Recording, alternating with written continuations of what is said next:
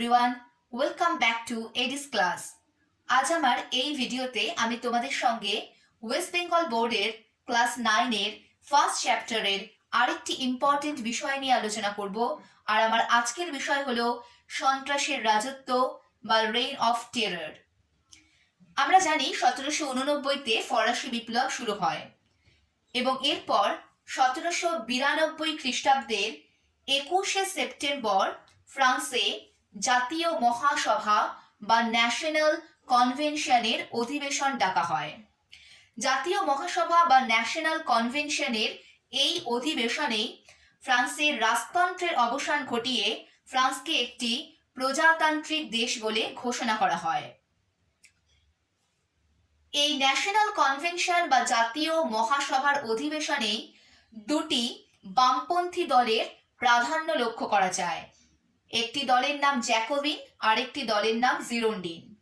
এই জ্যাকোবিন এবং জিরোন্ডিন দুটি বামপন্থী দল হলেও প্রথম থেকেই কিন্তু এই দুটি দলের মধ্যে যথেষ্ট মতবিরোধ বা মত পার্থক্য ছিল এবং শেষ পর্যন্ত জ্যাকোবিনদের চাপে পড়েই রাজা ষোড়শ লুইকে প্রাণদণ্ড বা মৃত্যুদণ্ড দেওয়া হয় 1793 খ্রিস্টাব্দের 21শে জানুয়ারি। এখন প্রশ্ন হলো, রাজা ষোড়শ লুইয়ের প্রাণদণ্ড বা তার হত্যার পর, তার মৃত্যুদণ্ডের পর ফ্রান্সের অবস্থা ঠিক কেমন হলো? এরপর ফ্রান্সের আভ্যন্তরীণ পরিস্থিতি এবং বৈদেশিক পরিস্থিতি দুটোই আরো সংকটময় হয়ে উঠল, অর্থাৎ সিচুয়েশন আরো খারাপ থেকে আরো খারাপ হলো। এ সময় ফ্রান্সের আভ্যন্তরীণ এবং পররাষ্ট্রীয় ব্যাপারে এক ভয়ঙ্কর পরিস্থিতির উদ্ভব হয়। ইউরোপের বিভিন্ন স্বৈরাচারী রাজারা এ সময় তারা মিলিতভাবে ফ্রান্সের বিরুদ্ধে তাদের শক্তি জোট গঠন করে এবং ফ্রান্স এরপর একের পর এক যুদ্ধে পরাজিত হতে শুরু করে। একদিকে যেমন ইউরোপের বিভিন্ন স্বৈরাচারী রাজারা ফ্রান্সের বিরুদ্ধে একজোট হয়ে শক্তিজোট গড়ে তোলে, অর্থাৎ বৈদেশিক ব্যাপার বা পররাষ্ট্রীয় ব্যাপারে ফ্রান্সকে এক বেশ জটিল এবং সংকটময় পরিস্থিতির সম্মুখীন হতে হয়।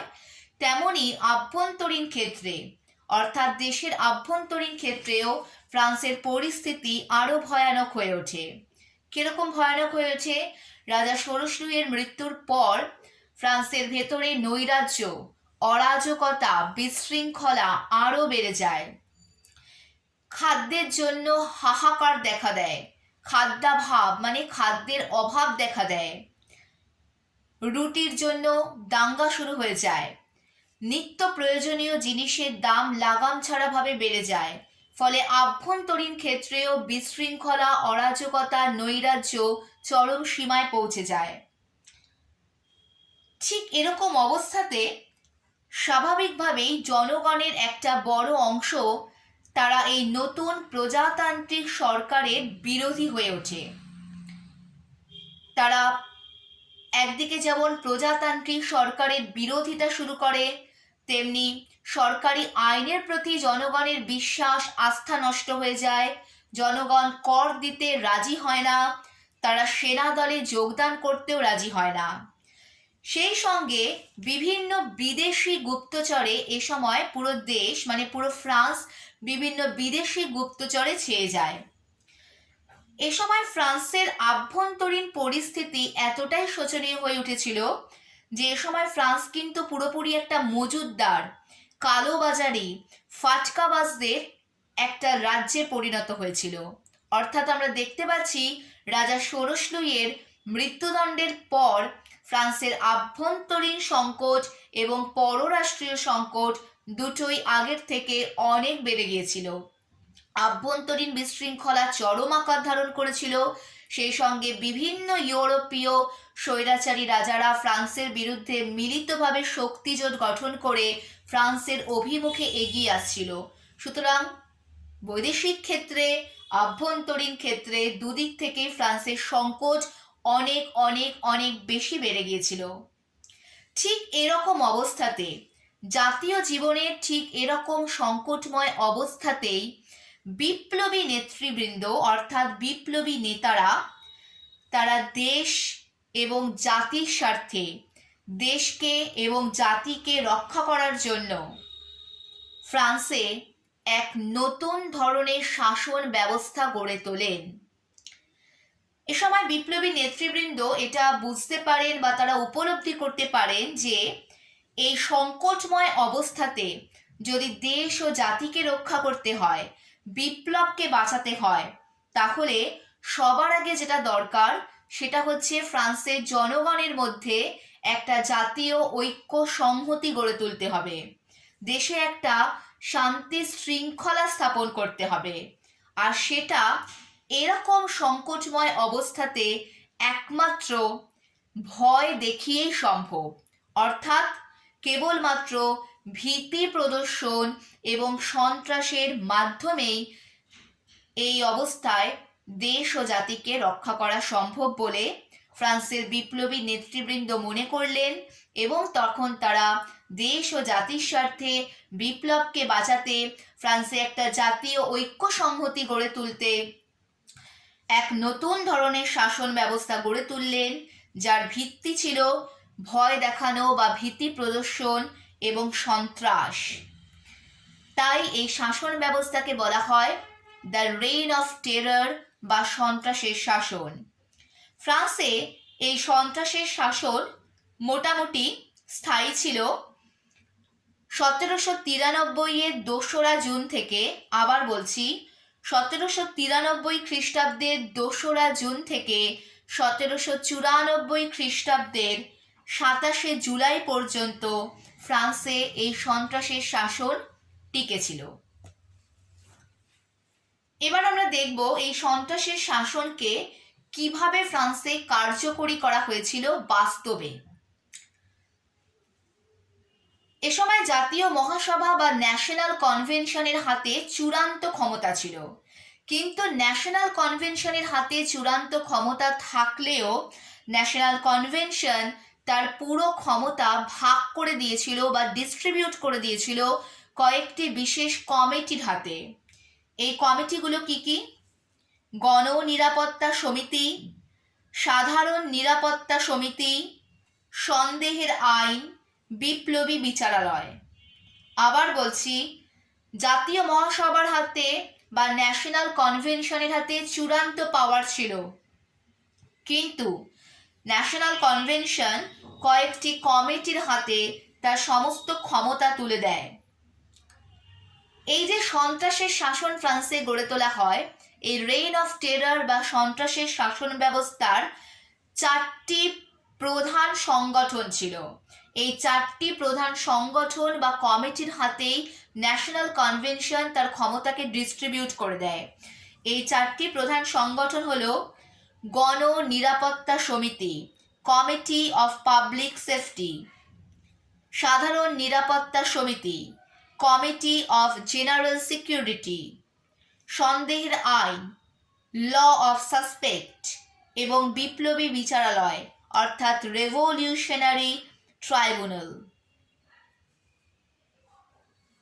এবার দেখব আমরা এই 4টি সংগঠন কিভাবে তারা সন্ত্রাসের শাসনকে বাস্তবে কার্যকরী করেছিল। প্রথমে আসছি গণ নিরাপত্তা সমিতি মানে কমিটি অফ পাবলিক সেফটি। এর সদস্য সংখ্যা ছিল একদম সূচনা পর্বে এর সদস্য সংখ্যা ছিল 9 জন, তারপর তা ধীরে ধীরে বৃদ্ধি করে 9 থেকে হয়ে যায় 12 জন। এই গণ নিরাপত্তা সমিতির হাতেই সন্ত্রাসের শাসন পরিচালনার সমস্ত নীতি নির্ধারণ এবং দেশের শান্তি শৃঙ্খলা ও নিরাপত্তার সব দায়িত্ব অর্পিত ছিল।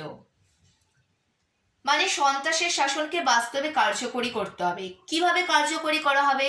তার জন্য কিছু সরকারের নীতি নির্ধারণ করতে হবে যে কিভাবে এই সন্ত্রাসের শাসনকে বাস্তবে কার্যকরী করা হবে। তো এই নীতি নির্ধারণের কাজটা করত গণ নিরাপত্তা সমিতি মানে কমিটি অফ পাবলিক সেফটি। সেই সঙ্গে সেফটি কথাটা থেকেই আমরা বুঝতে পারছি তাদের আরেকটা কাজ ছিল দেশের শান্তি শৃঙ্খলা বজায় রাখা এবং দেশের নিরাপত্তা বিধান করা। তাহলে গণ নিরাপত্তা সমিতি এর কাজ ছিল শাসন কার্য পরিচালনার নীতি নির্ধারণ করা, দেশে শান্তি শৃঙ্খলা এবং নিরাপত্তা বজায় রাখা। নেক্সট হলো সাধারণ নিরাপত্তা সমিতি, কমিটি অফ জেনারেল সিকিউরিটি। এই কমিটির হাতেও দেশের শান্তি শৃঙ্খলা, দেশের নিয়মানুবর্তিতা, দেশের পুলিশ বিভাগের দায়িত্ব ছিল।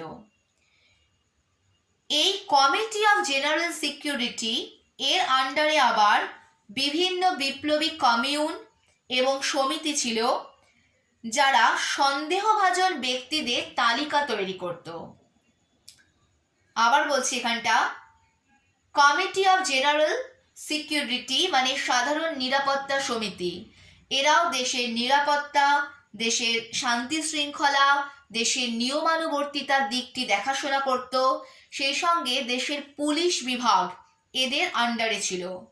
সেই সঙ্গে এদের অধীনে বিভিন্ন বিপ্লবী কমিউন ছিল, বিভিন্ন বিপ্লবী সমিতি ছিল, যারা পুরো ফ্রান্সে ঘুরে ঘুরে সন্দেহজনক ব্যক্তিদের একটা লিস্ট বা তালিকা তৈরি করত। কিরকম সন্দেহজনক ব্যক্তি? যে কারা বিপ্লবের এগেনস্টে, কারা বিপ্লবের এগেনস্টে অর্থাৎ বিপ্লবের বিরোধিতা করছে, বিপ্লবকে ধ্বংস করার চেষ্টা করছে, এরকম ব্যক্তিদের, এরকম সন্দেহজনক ব্যক্তিদের একটা তালিকা তারা তৈরি করত।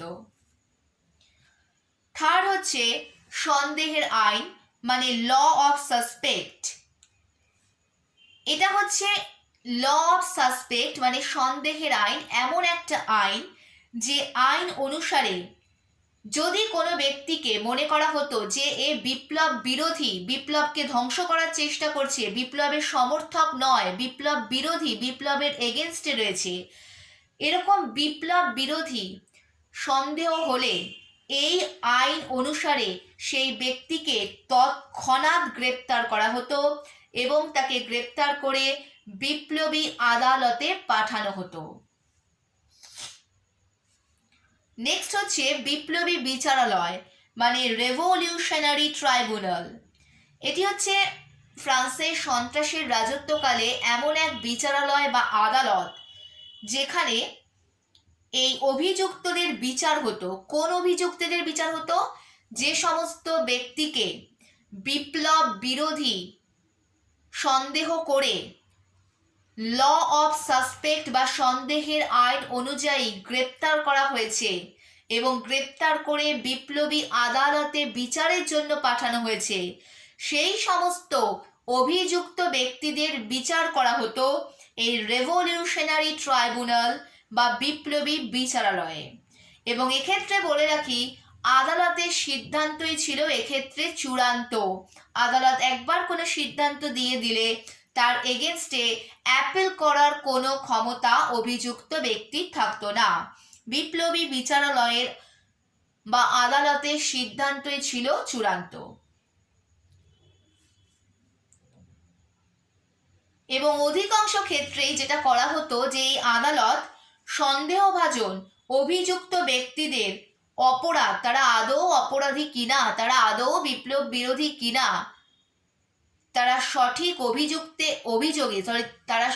অভিযোগে অভিযুক্ত কিনা, এই সমস্ত বিচার বিবেচনা না করেই আদালত অধিকাংশ ক্ষেত্রেই তার রায় দিয়ে দিত। অর্থাৎ এই আদালত সন্দেহভাজন ব্যক্তিদের অপরাধ যাচাই না করেই তাদেরকে কি শাস্তি দিত? মৃত্যুদণ্ড দিত। এবার দেখো, অপরাধী বা অভিযুক্ত ব্যক্তিদের তো কোনো সঠিক বিচার না করেই রেভলিউশনারি ট্রাইব্যুনালে তাদের বিচার করে ফেলা হতো, সিদ্ধান্ত দিয়ে তাদেরকে মৃত্যুদণ্ড দিয়ে দেওয়া হতো। এরপর ওই অপরাধী ব্যক্তিকে একেবারে প্রকাশ্যে সকলের সামনে রাজপথে, প্রকাশ্যে রাজপথ দিয়ে তাকে বিপ্লবের বধ্যভূমিতে এনে ডক্টর গিলোটিন নামক জনৈক ব্যক্তির আবিষ্কৃত গিলোটিন নামক যন্ত্রের সাহায্যে তা শিরচ্ছেদ করা হতো। ফরাসি বিপ্লবের সাথে গিলোটিন এই যন্ত্রটি বিশেষভাবে যুক্ত। গিলোটিন হচ্ছে ডক্টর গিলোটিন নামে একজন ব্যক্তি ছিলেন। তিনি শিরচ্ছেদ করার এক বিশেষ যন্ত্র তখন আবিষ্কার করেছিলেন। ডক্টর গিলোটিন যেহেতু এই বিশেষ যন্ত্রটি আবিষ্কার করেছিলেন, তাই জন্য তার নাম অনুসারেই এই যন্ত্রটির নামকরণ করা হয়েছিল গিলোটিন। রাজা ষোড়শীকেও এই গিলোটিনেই হত্যা করা হয়েছিল। তেমনি বিপ্লবী আদালতে যাদেরকে বিচার না করেই প্রায় মৃত্যুদণ্ড দিয়ে দেওয়া হতো, সেই অভিযুক্ত অপরাধীদেরকে তারপর একেবারে প্রকাশ্যে সবার সামনে দিয়ে, প্রকাশ্য রাজপথ দিয়ে তাদেরকে বিপ্লবী বদ্ধভূমিতে নিয়ে এসে ওই গিলোটিন নামক যন্ত্রে তাদের শিরচ্ছেদ করা হতো বা তাদের মৃত্যুদণ্ড দেওয়া হতো। তো এইভাবে চারটি কমিটির মাধ্যমে ফ্রান্সে সন্ত্রাসের শাসনকে বাস্তবে কার্যকরী করা হয়েছিল। চারটি কমিটির নাম আমি আর একবার বলছি। গণ নিরাপত্তা সমিতি মানে কমিটি অফ পাবলিক সেফটি, দ্বিতীয়ত সাধারণ নিরাপত্তা সমিতি মানে কমিটি অফ জেনারেল সিকিউরিটি, তৃতীয়ত সন্দেহের আইন মানে ল অফ সাসপেক্ট, এবং চতুর্থত বিপ্লবী বিচারালয় মানে রেভলিউশনারি ট্রাইব্যুনাল। এই চারটি কমিটি বা সমিতির মাধ্যমে ফ্রান্সের সন্ত্রাসের শাসনকে বাস্তবে কার্যকরী করা হয়েছিল। এরপরে দেখো, আমরা দেখেছি যে জাতীয় মহাসভা বা ন্যাশনাল কনভেনশনে দুটি বামপন্থী দলের উদ্ভব হয়েছিল, একটা জ্যাকোবিন, একটা জিরোন্ডিন। তাদের দুজনের মধ্যে কিন্তু প্রথম থেকেই মতবিরোধ ছিল এবং সন্ত্রাসের শাসন শুরু হওয়ার পর এই মতবিরোধ আরো তীব্র আকার ধারণ করে। দুটি দলের মধ্যে আদর্শগত সংঘাত ছিল এবং দুটি দলের নেতাদের, দুটি দলের নেতৃবৃন্দের চরম উচ্চাকাঙ্ক্ষা এই সংঘাতকে আরো তীব্র করে দিয়েছিল। প্রথমে ন্যাশনাল কনভেনশন বা জাতীয় মহাসভাতে জিরোন্ডিন দল তারা সংখ্যা গরিষ্ঠ ছিল, অর্থাৎ জ্যাকোবিনদের থেকে জিরোন্ডিনরা সংখ্যায় অনেক বেশি ছিল। জিরোন্ডিনরা তারা সংখ্যা গরিষ্ঠ ছিল, কিন্তু ধীরে ধীরে যখন ফ্রান্সের চারিদিকে খাদ্যের অভাব, নিত্য প্রয়োজনীয় জিনিসপত্রের দাম বেড়ে যায়, বৈদেশিক যুদ্ধে ফ্রান্স একের পর এক পরাজিত হতে শুরু করে, এই সমস্ত যখন সংকট আরো তীব্র আকার ধারণ করে, তখন ধীরে ধীরে জিরোন্ডিনরা তাদের জনপ্রিয়তা হারাতে থাকে এবং জ্যাকোবিনরা আরো শক্তিশালী হয়ে ওঠে। আরেকবার আমি এখানটা বুঝিয়ে দিচ্ছি। জ্যাকোবিন, জিরোন্ডিন দুটোই বামপন্থী দল ছিল, কিন্তু প্রথম থেকেই তাদের মধ্যে মতবিরোধ ছিল, আদর্শগত সংঘাত ছিল এবং দুটি দলের নেতাদের চরম উচ্চাকাঙ্ক্ষা এই সংঘাতকে আরো বাড়িয়ে দিয়েছিল। প্রথমে জিরোন্ডিনরা ন্যাশনাল কনভেনশনের ভেতরে সংখ্যায় অনেক বেশি ছিল, কিন্তু পরবর্তীকালে জিরোন্ডিনদের জনপ্রিয়তা ক্রমশ কমতে থাকে এবং জ্যাকোবিনদের জনপ্রিয়তা অনেক বেড়ে যায়। তার কারণ ফ্রান্সে নিত্য প্রয়োজনীয় দ্রব্যের দাম বেড়ে যাওয়া, খাদ্যের অভাব, বৈদেশিক যুদ্ধে ফ্রান্সের একের পর এক পরাজয়, এই সমস্ত কারণেই জিরোন্ডিনরা ধীরে ধীরে জনপ্রিয়তা হারায় ও জ্যাকোবিনরা শক্তিশালী হয়ে ওঠে। ফ্রান্সে এই যে জ্যাকোবিন দল, এই জ্যাকোবিন দলের নেতৃত্বে প্রতিষ্ঠিত হয় সাকুলোত শ্রেণী। সাকুলোত কাকে আগেই বলেছিলাম, সাকুলোত হচ্ছে সাধারণ ভবঘুরে শ্রেণী। সাকুলোত হচ্ছে ফ্রান্সের তৃতীয় এস্টেটের অন্তর্ভুক্ত একটি উপশ্রেণী। সাকুলোত বলতে মূলত বোঝানো হয় সাধারণ ভবঘুরে শ্রেণী। এবং জ্যাকোবিনরা যখন শক্তিশালী হয়ে ওঠে, তখন এই সাকুলোত জনগণই এই জ্যাকোবিনদেরকে অনেক বেশি শক্তিশালী করে তোলে। অর্থাৎ জ্যাকোবিন দলের মূল নেতৃত্বে প্রতিষ্ঠিত হয় কারা? সাকুলোত জনগণ, অর্থাৎ ফ্রান্সের তৃতীয় এস্টেটের একটি উপশ্রেণী। এই যে সন্ত্রাসের শাসন ফ্রান্সে 1 বছর মতো স্থায়ী ছিল, 1793-এর 2রা জুন থেকে 1794-এর 27শে জুলাই পর্যন্ত, এই রেইন অফ টেরার বা সন্ত্রাসের শাসনকালে তিনজন উল্লেখযোগ্য নেতা ছিলেন। তিনজন উল্লেখযোগ্য নেতা কে কে ছিলেন? হিবার্ট, হয়রশি বয়াকার টয়রেফ, হিবার্ট, ড্যান্টন, ডয়জফোলা আকার দন্তে নয় টয় দন্তে ন, হিবার্ট, ড্যান্টন এবং রোবস্পিয়ার। সব থেকে উল্লেখযোগ্য এবং জনপ্রিয় নেতা ছিলেন সন্ত্রাসের শাসনের রোবস্পিয়ার। তাহলে তিনজন নেতা কে কে ছিলেন? হিবার্ট, ড্যান্টন এবং রোবস্পিয়ার। তবে রোবস্পিয়ার ছিলেন সব থেকে জনপ্রিয়, আদর্শবাদী, সৎ কিন্তু নিষ্ঠুর।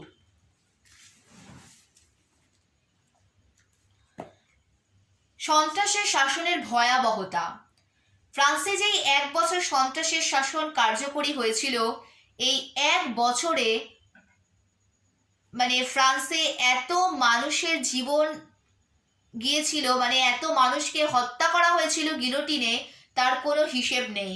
তাই বলা হয় যে ফ্রান্সে এই 1 বছরের সন্ত্রাসের শাসন, এটা হচ্ছে ফ্রান্সে একটা রক্তাক্ত অধ্যায়। এ সময় যেন ফ্রান্সের বিপ্লবী নেতারা তারা রক্তের খেলায় মেতে উঠেছিল।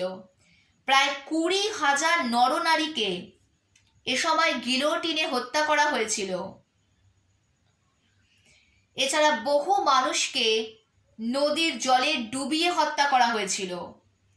এই সন্ত্রাসের রাজত্ব, 1 বছরের সন্ত্রাসের রাজত্বে যাদের যাদের প্রাণ গিয়েছিল, অর্থাৎ যাদেরকে হত্যা করা হয়েছিল, সেটা গিলোটিনে হত্যা করা হোক বা নদীর জলে ডুবিয়ে মেরে ফেলা হোক, যাদের যাদের এ সময় প্রাণ গিয়েছিল তাদের মধ্যে কয়েকজন উল্লেখযোগ্য ব্যক্তির নাম বলছি।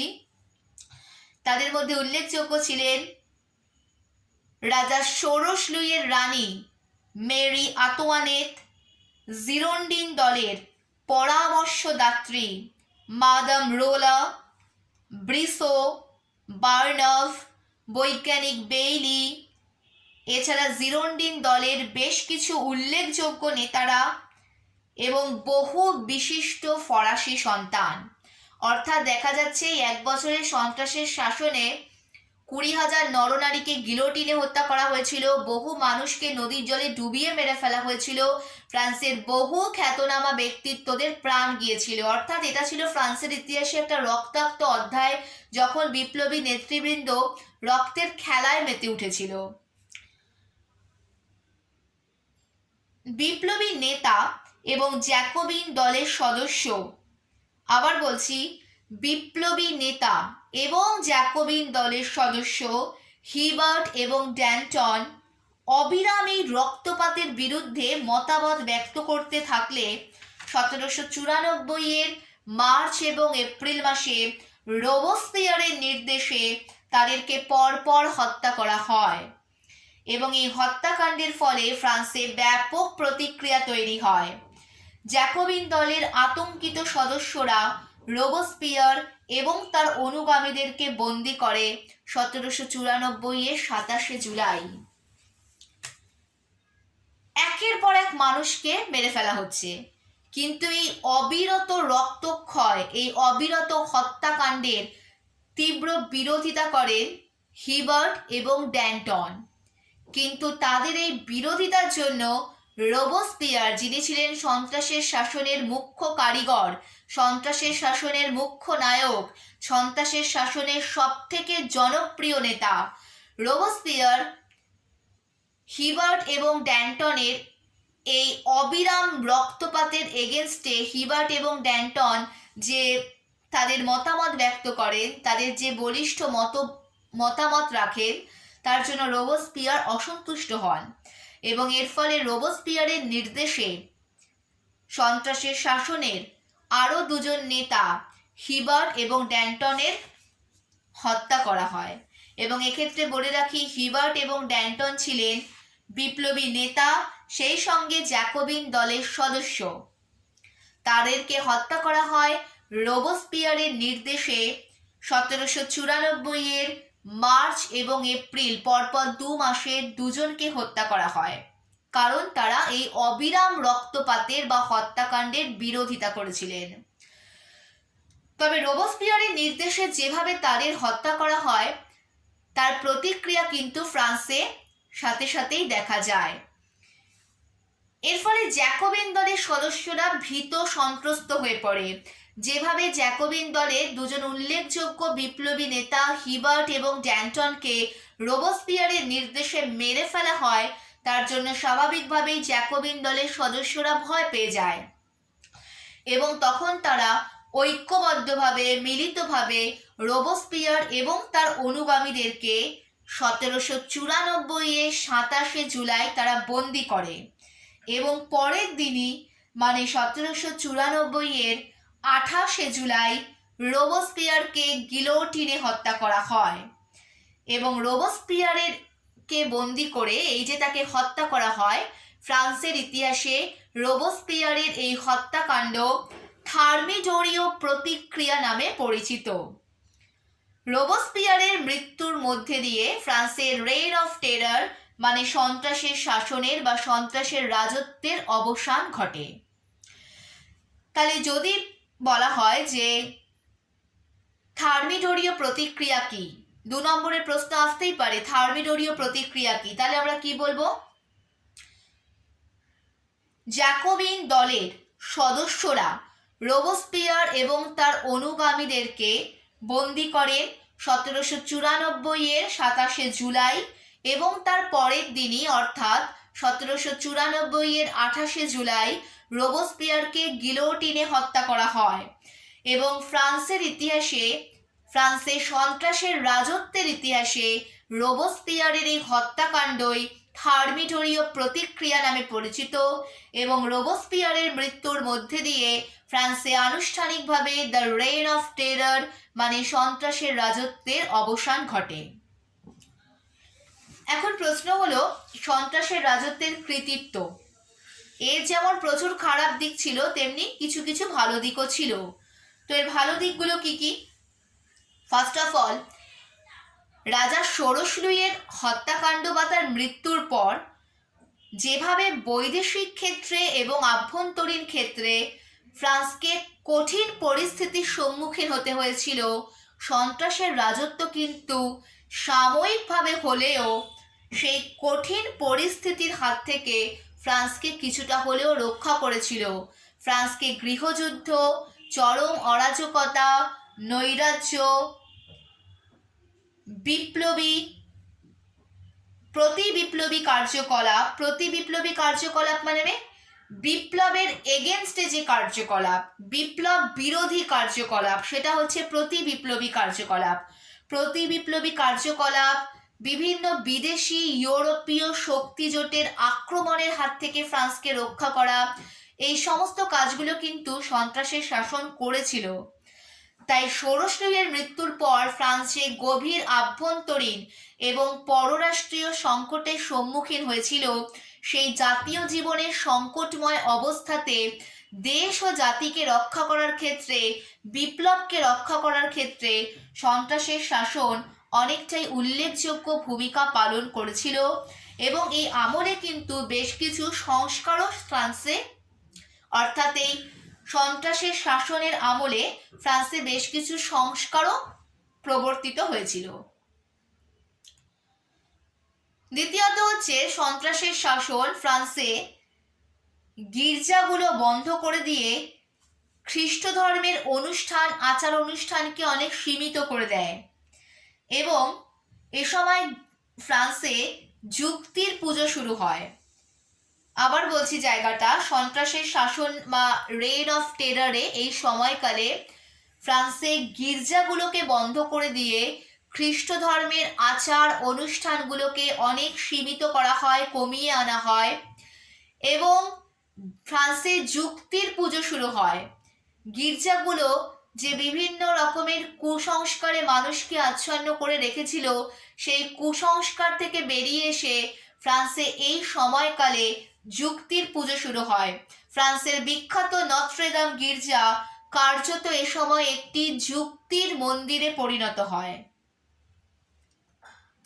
এই সন্ত্রাসের রাজত্বের শাসনকালেই ফ্রান্সে খ্রিশ্চান ক্যালেন্ডার বাতিল হয়ে গিয়ে নতুন প্রজাতান্ত্রিক ক্যালেন্ডার চালু করা হয়।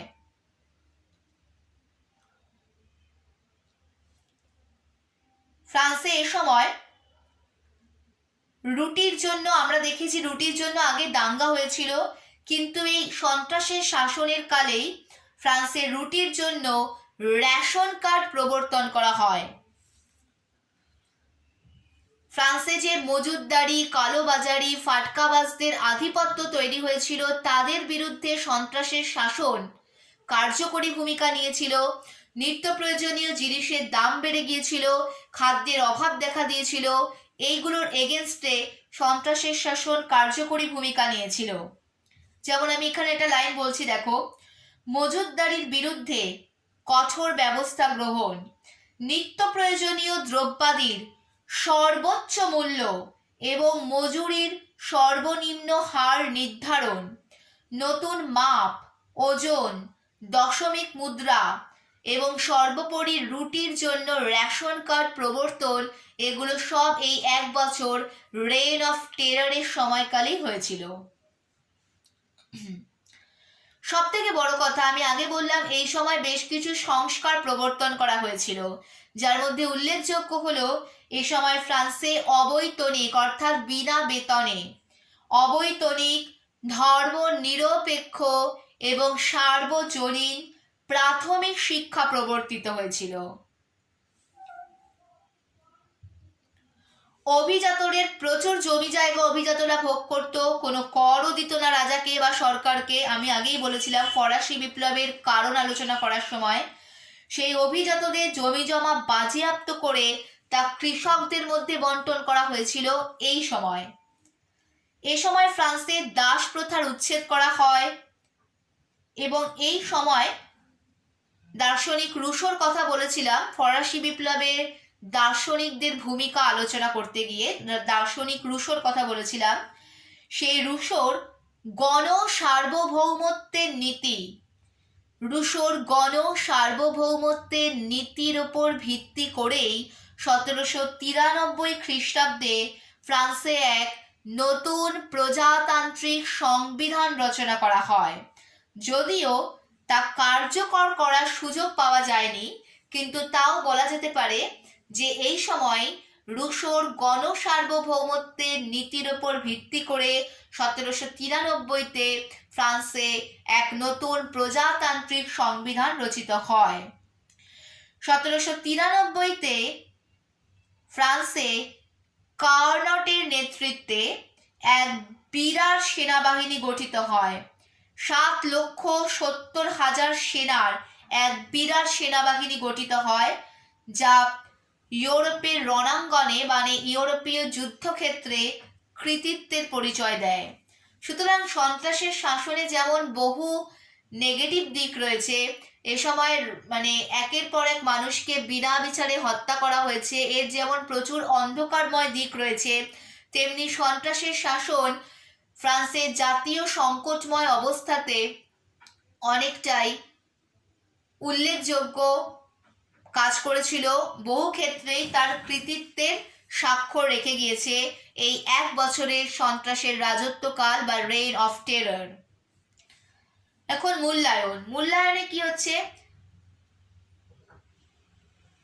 মূল্যায়নে সন্ত্রাসের শাসনের পক্ষে বেশ কিছু পণ্ডিত তাদের মন্তব্য মানে তাদের বক্তব্য রাখছেন, আবার বেশ কিছু পণ্ডিত সন্ত্রাসের শাসনের এগেনস্টে তাদের বক্তব্য রাখছেন। আমরা দু ধরনের বক্তব্যই দেখে নেব। যেমন দেখো, বিভিন্ন ঐতিহাসিকের কোটেশনগুলো আমি পড়ছি। ঐতিহাসিক তেইন, তয়কার হস্যই দন্তের ন, ঐতিহাসিক তেইন বলেন যে সন্ত্রাসের রাজত্ব ছিল ক্ষমতালোভী, দুর্বিনীত, সুবিধাভোগী এক শ্রেণীর মানুষের প্রচেষ্টা। এ সময় ব্যক্তি স্বাধীনতা এবং জীবন ও সম্পত্তির নিরাপত্তা বলে প্রায় কিছুই ছিল না। কেবল সন্দেহের বশে হাজার হাজার মানুষকে বিনা বিচারে হত্যা করা হয়। এক শ্রেণীর উচ্ছৃঙ্খল জনতা নিজেদের হাতে সমস্ত আইন তুলে নেয়, আর এই জিনিস অবশ্যই গণতন্ত্র সম্মত নয়।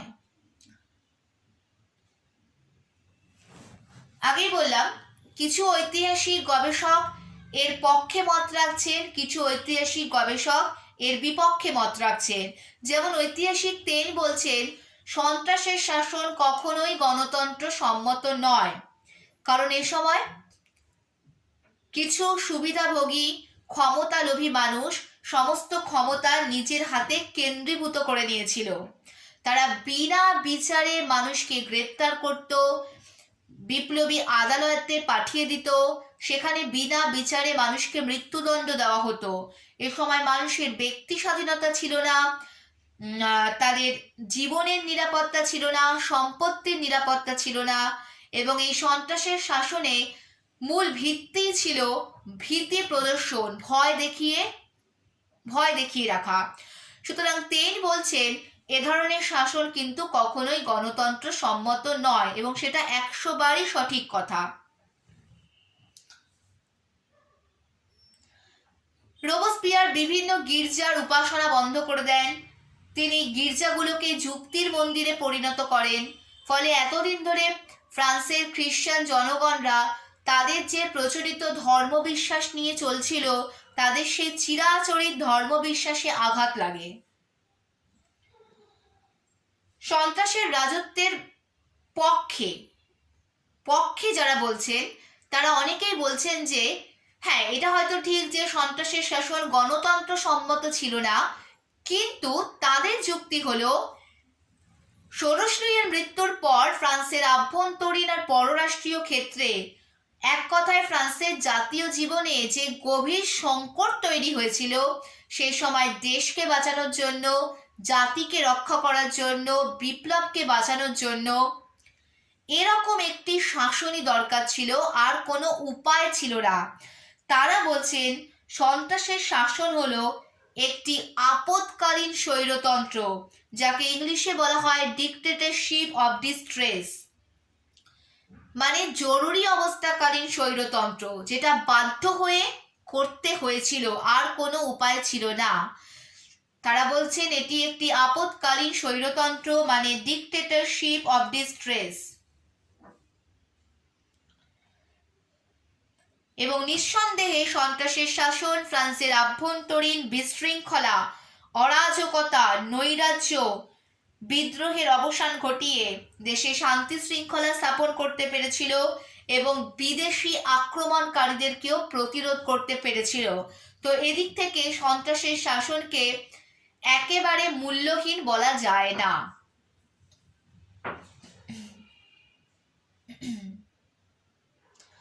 যেমন ঐতিহাসিক রাইকার বলছেন ভয়াবহতা ও নৃশংসতা সত্ত্বেও সন্ত্রাসের শাসন বাস্তব রাজনীতি জ্ঞানেরই পরিচায়ক। অর্থাৎ তিনি বলছেন, রাইকার বলছেন হ্যাঁ, সন্ত্রাসের শাসনে নিশ্চয়ই ভয়াবহতা ছিল, নৃশংসতা ছিল, বহু মানুষকে হত্যা করা হয়েছিল, এবং এই শাসনের মূল ভিত্তি ছিল সন্ত্রাস আর ভীতি প্রদর্শন। কিন্তু তা সত্ত্বেও একথা মনে রাখতে হবে যে ওই সিচুয়েশনে সন্ত্রাসের শাসন বা রেইন অফ টেরার ছিল বাস্তব রাজনীতি জ্ঞানের পরিচায়ক। তখনকার বাস্তব পরিস্থিতিতে এটাই উপযুক্ত শাসন ছিল। এটা ছিল আপৎকালীন জরুরি অবস্থাকালীন স্বৈরতন্ত্র, ডিক্টেটরশিপ অফ ডিস্ট্রেস। ঐতিহাসিক হেজের একটা মন্তব্য দেখো। ঐতিহাসিক হেজ বলছেন সন্ত্রাস তার উদ্দেশ্য সাধনে সফল হয়, ফ্রান্সে বিপ্লব রক্ষা পায় এবং ইউরোপে ফ্রান্স টিকে থাকে।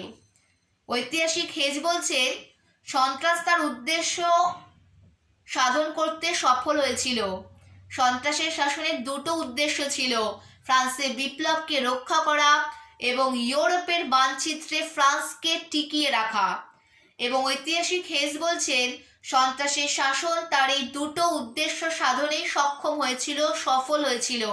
ফ্রান্সে বিপ্লবকেও রক্ষা করা গিয়েছিল এই সন্ত্রাসের শাসনের মাধ্যমে, সেই সঙ্গে ইউরোপের মানচিত্রেও ফ্রান্সকে টিকিয়ে রাখা গিয়েছিল রেইন অফ টেরারের মাধ্যমে।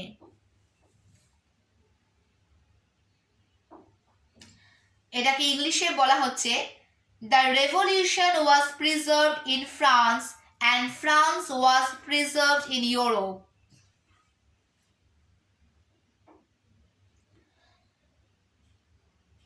ঐতিহাসিক মাতিয়ে, ঐতিহাসিক লেফেভর তারা বলছেন সমাজে বিপ্লবের আদর্শ প্রতিষ্ঠা এবং অর্থনৈতিক সংস্কারের জন্য সন্ত্রাসের প্রয়োজন ছিল।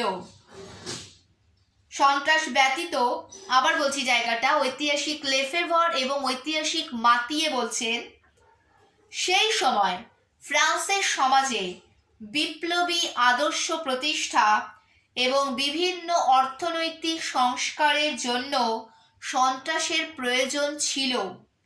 সন্ত্রাস ব্যতীত অর্থাৎ সন্ত্রাস ছাড়া কখনোই কালোবাজারি দমন, সর্বোচ্চ মূল্য এবং সর্বনিম্ন মজুরি আইন, ভূমিহীনদের মধ্যে ভূমি বন্টন এবং সকলকে ন্যায্য হারে কর প্রদানে বাধ্য করা সম্ভব হতো না।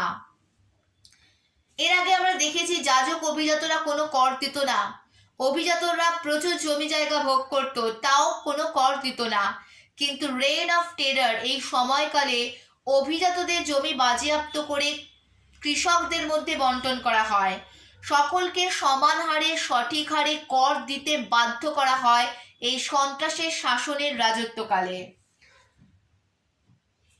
কোনো জিনিসের সর্বোচ্চ মূল্য কত হবে, সর্বনিম্ন মজুরি হার কত হবে, এই সমস্ত আইনগুলো প্রবর্তন করা হয় এই রেইন অফ টেরার এই 1 বছরের শাসনকালে। তো সেদিক থেকে বিচার করলে সন্ত্রাসের শাসন কেবলই যে নেগেটিভ ছিল তা নয়, এর অনেক পজিটিভ সাইডও ছিল। তো এই ছিল ফরাসি বিপ্লবের ইতিহাসের একটি উল্লেখযোগ্য অধ্যায়, দ্য রেইন অফ টেরার মানে সন্ত্রাসের শাসন সম্পর্কে একটি সংক্ষিপ্ত আলোচনা। আশা করি তোমাদের কাছে বিষয়টা ক্লিয়ার হয়ে গিয়েছে। তাও যদি কারোর কোথাও কোনো ডাউটস থাকে, প্রশ্ন থাকে, তোমরা আমাকে অবশ্যই কমেন্ট বক্সে কমেন্ট করে জানাতে পারো। কেউ যদি এই টপিকটার উপর নোটস চাও তাহলে আমাকে সেটাও কমেন্ট করে জানাবে। আজকের ভিডিওতে আমি রেইন অফ টেরার বা সন্ত্রাসের রাজত্ব বলতে কি বোঝায়, কেন সন্ত্রাসের শাসন গড়ে তোলা হয়েছিল, কিভাবে একে কার্যকরী করা হয়েছিল, এর ভালো দিক খারাপ দিক সমস্ত বিষয়টা একটা সংক্ষিপ্ত সার জিস্ট করে আলোচনা করে তোমাদেরকে বুঝিয়ে দেওয়ার চেষ্টা করলাম। এরপর তোমরা নোটস চাইলে আমাকে কমেন্ট করে জানাবে, কারোর কোনো ডাউট বা প্রশ্ন থাকলেও কমেন্ট করে জানাবে। আজকের মতো এটুকুই, আবার অন্য ভিডিওতে অন্য কোনো টপিক নিয়ে তোমাদের সঙ্গে আলোচনা করব। সকলে ভালো থেকো, সুস্থ থেকো, ভালো করে পড়াশোনা করো। Thank you.